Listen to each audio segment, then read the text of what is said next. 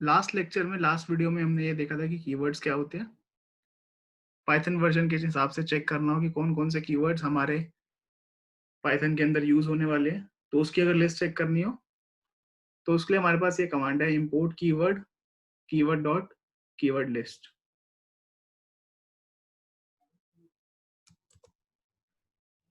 आज मैं आपको पाइथन की नोटबुक के अंदर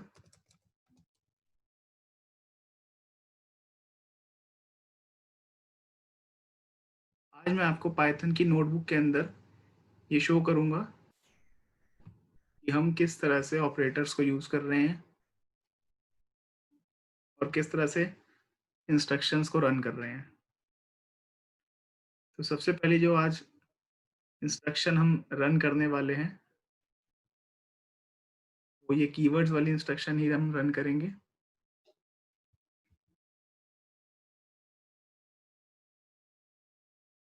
इसको मैं रन करता हूँ तो देखिए आउटपुट क्या आता है।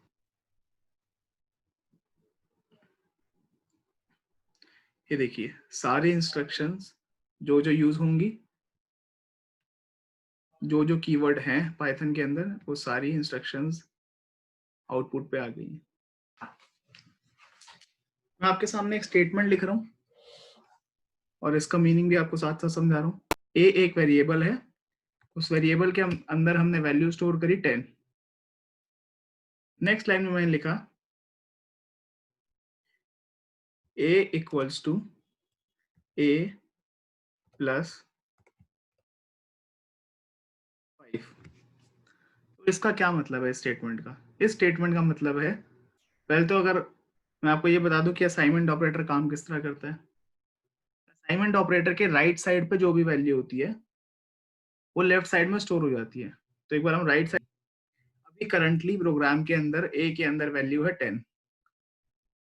तो अगर राइट साइड की वैल्यू को कैलकुलेट करें तो हमारे पास आ जाती है 10 प्लस 5 15।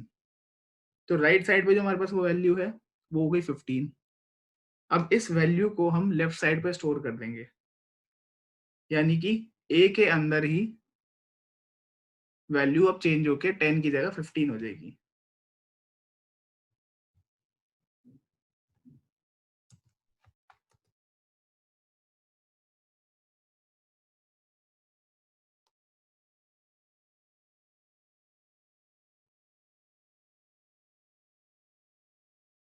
मैंने यहाँ पे एक स्टेटमेंट लिखी है a इक्वल्स टू 10। उसके बाद मैंने प्रिंट a करा, यानी कि पहले केस में मैंने पहली लाइन में मैंने ये लिखा कि एक वेरिएबल है, उसके अंदर 10 वैल्यू को स्टोर करना है। फर्स्ट स्टेटमेंट ये डिस्प्ले करती है। सेकंड स्टेटमेंट का सिग्निफिकेंस है कि a वेरिएबल के अंदर जो भी वैल्यू है उसको प्रिंट कर दो, तो हमारे पास आउटपुट आ जाएगा 10। अब थर्ड स्टेटमेंट पे आते हैं, a equals to a plus 5। इस स्टेटमेंट का मतलब है कि राइट साइड पे जो भी वैल्यू है उसको लेफ्ट साइड के अंदर स्टोर कर 3। और नेक्स्ट स्टेटमेंट में जब हम इसको प्रिंट करेंगे ए के अंदर जो भी वैल्यू है उसको, तो हमारा आउटपुट आएगा 15। मैं इसको रन करके दिखा रहा हूँ आपको। देखो पहले आया आउटपुट 10, उसके बाद 15। अगर हमें कभी भी इस फॉर्मेट में लिखना हो, A equals to A plus something, वो समथिंग कुछ भी हो सकता है, ठीक है। अगर हमें इस तरह से कोई स्टेटमेंट लिखनी हो, या प्लस करना हो या माइनस करना हो, कि जो पहले से वैल्यू है उसमें से कुछ ऐड करना है या कुछ सब्ट्रैक्ट करना है या उसमें कुछ मल्टीप्लाई करना है या उसमें से उसको डिवाइड करना है, अगर ऐसी कोई भी कंडीशन हमारे पास आती है कि जो इनिशियली वैल्यू स्टोर्ड थी, जो वैल्यू पहले से स्टोर थी उस वेरिएबल के अंदर, उस वैल्यू को अगर आपने चेक करना है, उस वैल्यू के अंदर चेंजेस करने हैं, तो उसके लिए हम यूज करते भी कह सकते हैं short hand notation of operators. क्या कह सकते हैं? Short hand notation of operators. जैसे कि मैं एक इसी तरह का प्रोग्राम दोबारा लिखता हूँ, b equals to 10, next line में प्रिंट b। अब a equals to a plus 5 की शॉर्ट हैंड नोटेशन क्या होगी? b प्लस इक्वल्स टू, यानी कि इस स्टेटमेंट का मतलब है b equals to b plus 5। जैसे हमने ऊपर लिखा था a equals to a plus 5, उसी तरीके से अगर हमें लिखना हो b equals to b plus 5, उसके पास, उसके लिए हमारे पास नोटेशन है b प्लस इक्वल्स टू, और जो भी हमें वैल्यू ऐड या सब्ट्रैक्ट करनी है वो लिख देंगे। मैं b को प्रिंट करता हूँ, इस प्रोग्राम को रन करता हूँ, देखो सेम आउटपुट आया है, बिल्कुल सेम आउटपुट है।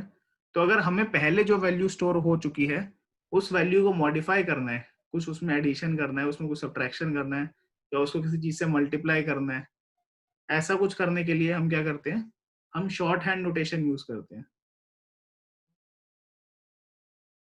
शॉर्ट हैंड नोटेशन किस तरह होती है कि अगर आपने ऐड करना है, लेकिन शॉर्ट हैंड नोटेशन जो है हमेशा सेम वेरिएबल के लिए यूज होगी।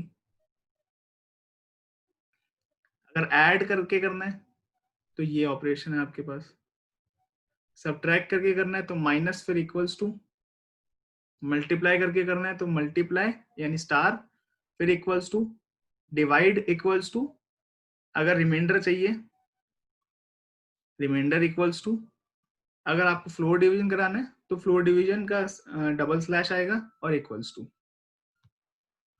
अगर आपको एक्सपोनेंट करना है तो उसके लिए डबल स्टार और इक्वल्स टू। इस तरीके से हमारी शॉर्ट हैंड नोटेशन यूज होगी।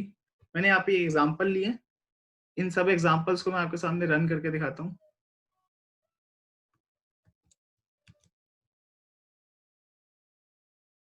पहला केस लिया हमने, x की वैल्यू थी 5, y की वैल्यू थी 10। अब मैंने क्या करा, मैं इसके साथ एक कमेंट डाल रहा हूं। अगर हम हैश लिख के आगे कुछ भी कोड लिखते हैं, अगर हम हैश लिख के आगे कुछ भी कोड लिखते हैं तो वो एक कमेंट बन जाता है। क्या बन जाता है? कमेंट बन जाता है।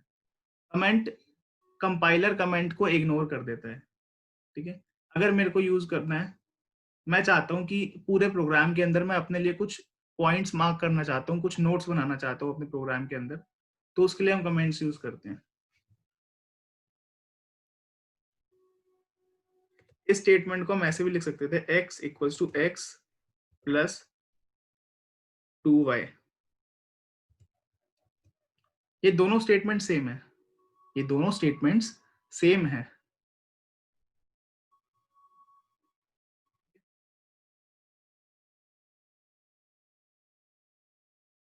अब अगर मैं इसको रन करता हूँ तो आप देखो, x की वैल्यू पहले थी 5, y की वैल्यू पहले थी 10। हमने कहा x की जो भी वैल्यू है उसके अंदर ऐड कर दो 2y, यानी 2 मल्टीप्लाई 10 यानी 20 ऐड कर दो। तो क्या हो गया, x की वैल्यू अब नहीं है, ओके, अपडेट हो गई, और अब हो गई है 25, और y की value as it is same रहेगी 10। नेक्स्ट एग्जांपल जो मैं लेने वाला हूँ वो है सब्ट्रैक्शन के लिए।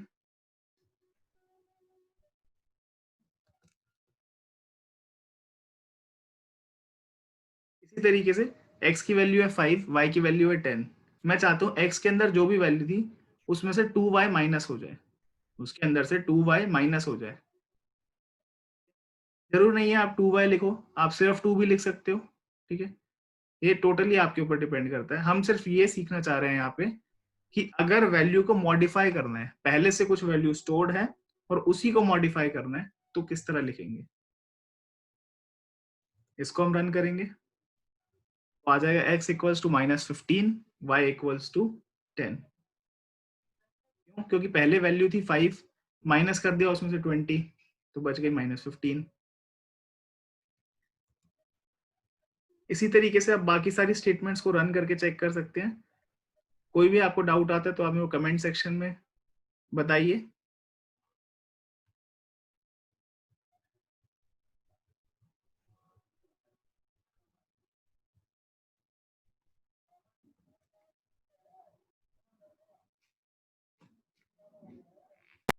आप सपोज करो कि आपको वेरिएबल्स को वैल्यू असाइन करनी है। मैंने कहा आप 4 वेरिएबल्स बनाए और उन चारों के अंदर ऑर्डर वाइज 1 2 3 4 को स्टोर कर दो। तो उसके लिए आप कैसे करोगे, पहले बनाओगे a equals to 1, next line में b equals to 2, next line में c इक्वल्स टू 3 और d इक्वल्स टू 4। इसी तरीके से आप वैल्यू असाइन करोगे, ठीक है। जब हम इस तरह से वैल्यूज को असाइन करते हैं तो हमारा जो काम है वो बहुत ही मुश्किल हो जाता है, हमें बहुत बार असाइनमेंट ऑपरेटर का यूज करना पड़ता है। इसका ऑल्टरनेटिव हमारे पास होता है, तो इसको ऐसे ना लिख के हम मल्टीपल असाइनमेंट्स एक ही लाइन के अंदर a comma b comma c comma d equals to, अब जो जो वैल्यूज आपको स्टोर करनी थी, अब हमें जो वैल्यू स्टोर करनी थी उनको कॉमा से सेपरेट करके लिखते जाएंगे 1 कॉमा 2 कॉमा 3 कॉमा 4। तो इस तरीके से क्या होगा कि a को 1 असाइन हो जाएगी, b को 2 असाइन हो जाएगी, c को 3 असाइन हो जाएगी और d को 4 असाइन हो जाएगी। चेक करते हैं अगली लाइन में, print a comma b comma c comma d। ये मैंने पहली वीडियो में डिस्कस किया था कि हमें एक साथ काफी कुछ प्रिंट करना हो तो हम उसको किस तरह प्रिंट करते हैं। ये हमने पहली वीडियो में डिस्कस किया था इसकी, देखो। अब एक ये प्रोग्राम है कि अगर हमें दो वेरिएबल्स को की वैल्यू को स्वैप करना है, सपोज पहले हमारे पास एक वेरिएबल था num1 और दूसरा वेरिएबल है num2, उनके अंदर वैल्यू स्टोर्ड है 20 और 10। मैं चाहता हूं कि उनकी वैल्यू स्वैप हो जाए, num1 के अंदर आ जाए 20, num2 के अंदर आ जाए 10। तो इसके लिए हमारे पास दो मेथड है। पहला मेथड जो है उसमें हम क्या करते हैं, एक थर्ड वेरिएबल को यूज करते हैं। मैं आपको प्रोग्राम लिख के दिखा रहा हूँ, num1 comma num2 equals to 10 comma 20। इस स्टेटमेंट का मतलब है कि num1 के अंदर वैल्यू स्टोर हो गई 10 और num2 नाम का जो वेरिएबल है उसके अंदर वैल्यू स्टोर हो गई 20। अब मैं चाहता हूं कि एक हम नया वेरिएबल यूज करें, हम एक नया वेरिएबल यूज करें जिसकी मदद से हम इनकी वैल्यूज को स्वैप कर सकते हैं। सपोज ये हमारे पास 3 बॉक्सेस हैं,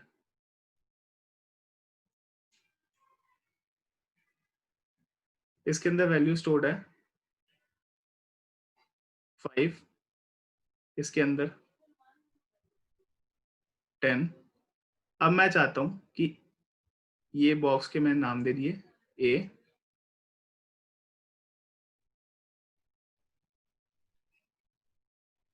मैं चाहता हूं कि जो ए बॉक्स के अंदर वैल्यू है वो बी के अंदर चली जाए, यानी बी के अंदर वैल्यू हो जाए 5 और ए के अंदर वैल्यू हो जाए 10। मैं ये चाहता हूं, लेकिन एक टाइम पे एक बॉक्स के अंदर सिर्फ ए की वैल्यू स्टोर हो सकती है। तो हम क्या करेंगे, पहले इस 5 वैल्यू को एक नए बॉक्स में डाल देंगे। ऐसा करने से अब हमारे ए के अंदर भी 5 वैल्यू है, जो और हमने नया बॉक्स लिया था यानी नया वेरिएबल बनाया था, उसको हम कुछ भी नाम दे सकते हैं अपनी मर्जी से, उसके अंदर भी वैल्यू स्टोर हो गई 5। नेक्स्ट स्टेप में मैं क्या करूंगा, नेक्स्ट स्टेप में मैं इस 10 वैल्यू को ए बॉक्स के अंदर डाल दूंगा। तो जैसा मैंने आपको पहले बताया था कि एक टाइम पे एक वेरिएबल के अंदर एक ही वैल्यू स्टोर कर सकते हैं। पहले वैल्यू थी ए के अंदर 5, जब मैंने बी को ए की वैल्यू दी, सॉरी, जब मैंने ए के अंदर बी की वैल्यू को स्टोर कराया, जब मैंने ए वेरिएबल के अंदर बी वेरिएबल की वैल्यू को स्टोर कराया तो ए की जो पहले वाली वैल्यू थी वो लॉस्ट हो गई, अब वो एग्जिस्ट नहीं करती, अब वो एग्जिस्ट नहीं करती। और अगले स्टेप में मैं क्या करूंगा, अगले स्टेप में मैं इस वेरिएबल से उठा के उसको बी के अंदर डाल दूंगा। तो सेम यही होगा, बी के अंदर से वैल्यू, अब तो अब क्या होगा,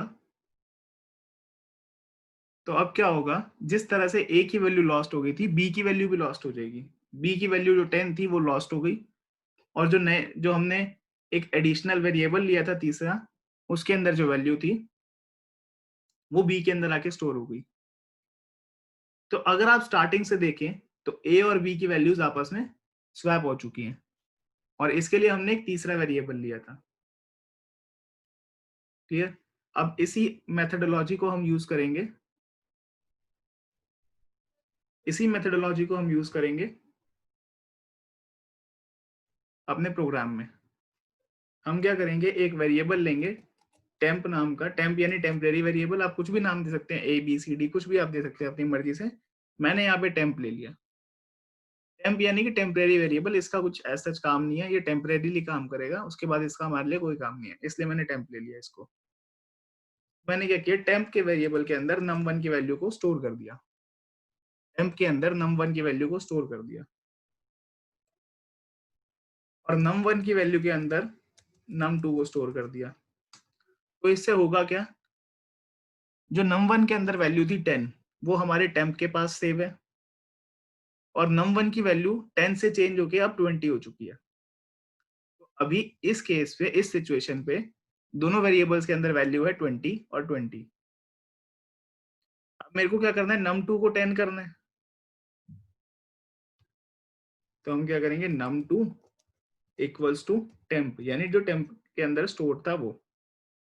अब कई लोग ये सोच सकते हैं कि हम डायरेक्टली भी तो कर सकते थे, हम सीधा ये टेम्प को ना लिख के हम ये लिख देते कि num1 equals to 20, num2 equals to 10।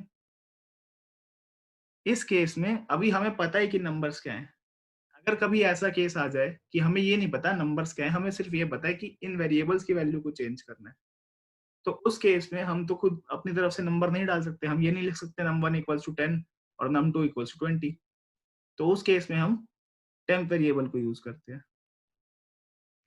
इसके बाद अगर आप प्रिंट करोगे, प्रिंट num1 कॉमा num2 और इसको रन करोगे, तो हमारे पास अब 10 और 20 की जगह 20 और 10 आ रहा है। Fine, good enough. अब ये था हम किस तरह से एक एक्स्ट्रा वेरिएबल यूज करके अपनी वैल्यूज को एक्सचेंज करते हैं।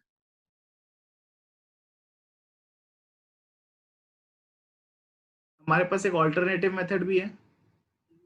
अगर हम इस स्टेटमेंट को यूज करें, ये स्टेटमेंट आप याद रख लो, इस स्टेटमेंट को यूज करके हम डायरेक्टली भी वैल्यूज को स्वैप कर सकते हैं। ये मेथड सिर्फ पाइथन में काम आएगा और किसी लैंग्वेज में काम नहीं आता। मैं आपको ये वैल्यूज ये रन करके भी दिखा देता हूँ। ये जो स्टेटमेंट है,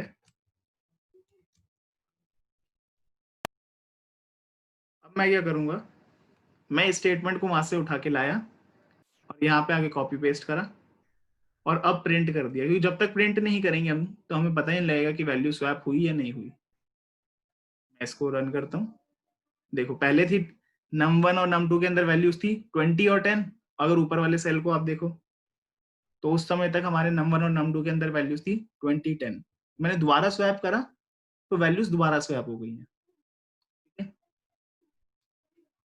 तो ये ऑल्टरनेटिव मेथड है।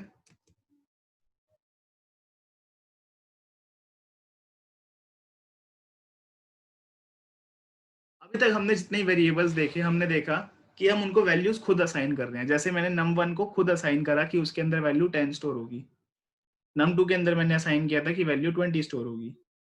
लेकिन अगर हम चाहते हैं कि जो वैल्यूज हैं वो इनपुट करें, मतलब जब भी वो कोड रन होगा, जब भी उस कोड को हम रन करेंगे तो वो हमारे से वैल्यू पूछे, हमारे से वैल्यू एंटर करवाए, इनपुट करवाए, यूजर को बोले कि इनपुट करें। तो उसके लिए हमारे पास एक फंक्शन आता है इनपुट फंक्शन।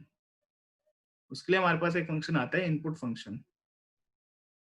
ठीक है, अगर मैंने कहा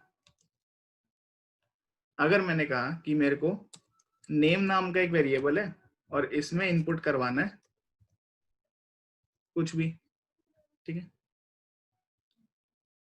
तो अगर मैं इसको रन करूंगा तो मैं इसके अंदर वैल्यू स्टोर कर सकता हूं। लेकिन मैं चाहता हूं, अगर मान लीजिए आप एक प्रोग्रामर है, आप कोई भी ऐप बना रहे हैं, ठीक है, तो उस ऐप के अंदर आप चाहते हैं कि जब आप यूजर को बोलें कि नेम एंटर करे तो एक मैसेज भी डिस्प्ले होना चाहिए। तो इस ब्रैकेट्स के अंदर हम जो भी लिखेंगे वो एज अ मैसेज डिस्प्ले होगा। जैसे मैंने लिखा एंटर नेम, तो ये मैसेज की तरह डिस्प्ले होगा। कैसे, ये देखो, ठीक है, एंटर नेम मैसेज डिस्प्ले हो रहा है। अगर ये नहीं लिखूंगा मैं तो कोई मैसेज डिस्प्ले नहीं होगा। यहाँ पे हम लिखते हैं।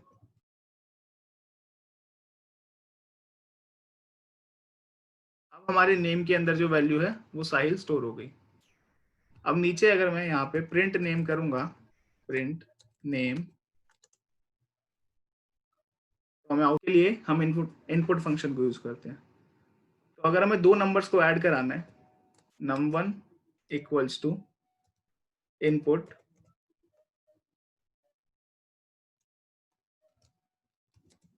एंटर फर्स्ट नंबर,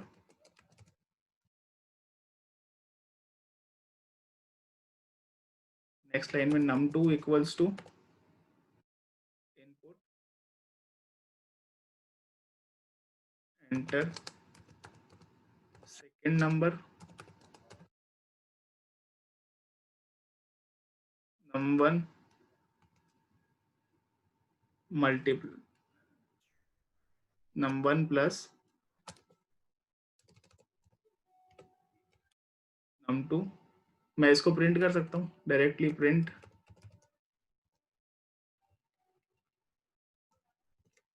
लाइन में print num1 multiply by num2। मैं दो चीजें यहाँ पे करके दिखा रहा हूँ। अब हम रन करते हैं तो आप देखना क्या होगा। फर्स्ट नंबर मांगा, हमने स्टोर कर दी वैल्यू 5, एंटर।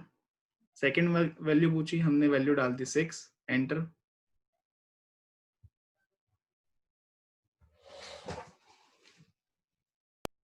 अब इस केस में अगर आप देखो, उसने num1 प्लस num2 को रन कर दिया, num1 मल्टीप्लाई num2 पे उसने एरर दिखाया है, और जो उसने प्लस भी करा है वो प्लस सही नहीं करा, 56 दिखा रहे हैं वो आउटपुट पे। तो उसको समझते हैं हम हो क्या रहा है यहाँ पे। सबसे पहली चीज, इनपुट जो फंक्शन है, इनपुट फंक्शन जो है ये स्ट्रिंग इनपुट कराता है सिर्फ। क्या इनपुट कराता है? स्ट्रिंग इनपुट कराता है। तो उसके लिए ये 5 जो है, ये 5 नंबर नहीं है, ये 5 एक स्ट्रिंग है। इसी तरह से 6 भी एक नंबर नहीं है, 6 जो है उसके लिए एक स्ट्रिंग है। जब मैंने कहा प्रिंट num1 प्लस num2, तो उसने मेरे को दोनों स्ट्रिंग्स को प्लस करके एक साथ दिखा दिया। प्लस इन द सेंस, पहले उसने फर्स्ट स्ट्रिंग लिखी, फिर सेकेंड स्ट्रिंग लिखी, और उनको एक साथ दिखा दिया प्लस करने पर। लेकिन स्ट्रिंग्स को मल्टीप्लाई नहीं कर सकते, स्ट्रिंग्स को मल्टीप्लाई नहीं कर सकते, इसी वजह से उसने एरर दिखा दिया। तो इसका सॉल्यूशन क्या है? तो क्या हम कभी नंबर्स को प्लस ही नहीं कर सकते इनपुट लेके? नहीं, इसका सॉल्यूशन ये है कि अगर इनपुट से पहले हम एक और फंक्शन यूज कर दें। अगर हम यूज करें eval, eval नाम का फंक्शन जो है ये क्या करता है,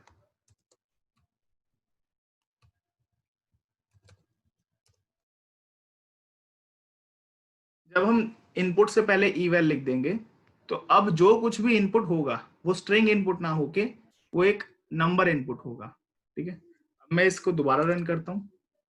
देखो, उसने पूछा एंटर फर्स्ट नंबर, मैंने एंटर करा 5, सेकेंड नंबर 6, उसने शो किया प्लस करने पे 11 और मल्टीप्लाई करने पे 30। आप फर्क देख रहे हैं पहले में और अब में। तो इस तरीके से हम यूजर से नंबर एंटर करा सकते हैं।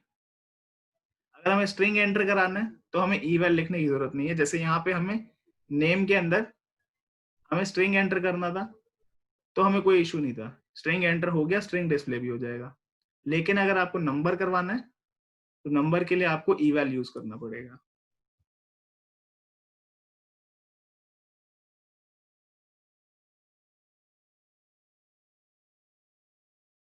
तो ये होता है eval फंक्शन का यूज।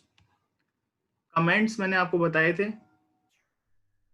अगर हम हैश लिख के आगे कुछ भी लिखते हैं, अगर हैश लिख के हम आगे कुछ भी लिख देते हैं तो वो यूजर डिस्प्ले नहीं करता। यूजर के लिए हैश से आगे जो कुछ भी लिखा है वो कंपाइलर के लिए यूजलेस है। कंपाइलर को लगता है कि वो उसके लिए नहीं लिखा गया। अगर हम हैश यूज कर देते हैं, होता क्या है, compiler line by line her code को एग्जीक्यूट करता है। जैसे ही वो देखते हैं कि हैश आ गया कहीं पे, तो हैश से आगे वो पूरी लाइन को इग्नोर कर देता है और अगली लाइन पे चला जाता है। तो वो उसको कंपाइल ही नहीं करता। इसका बेनिफिट ये है कि अगर मान लो आपका प्रोग्राम जो है वो 15-20 लाइनों का है और आप कहीं पे कोई रिमार्क देना चाहते हो। सपोज आपने कोई भी प्रोग्राम बनाया और प्रोग्राम के बीच में आप कहीं ये रिमार्क लिखना चाहते हो,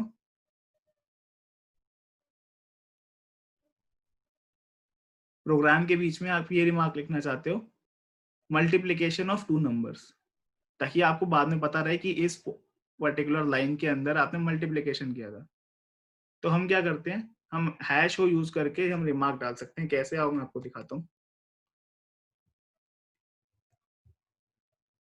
अगर हम इसी कोड को देखें, अगर मैं यहाँ पे आगे लिख दूं अपने लिए हैश करके रिमार्क एडिशन और इस पे रिमार्क डाल दूं हैश करके मल्टीप्लिकेशन,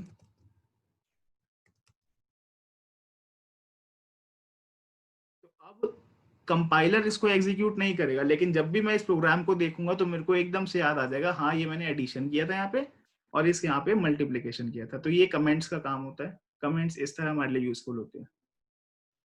तो ये था आपका third lecture. Like the video, share the video, comment on the video and subscribe to the channel. Thank you.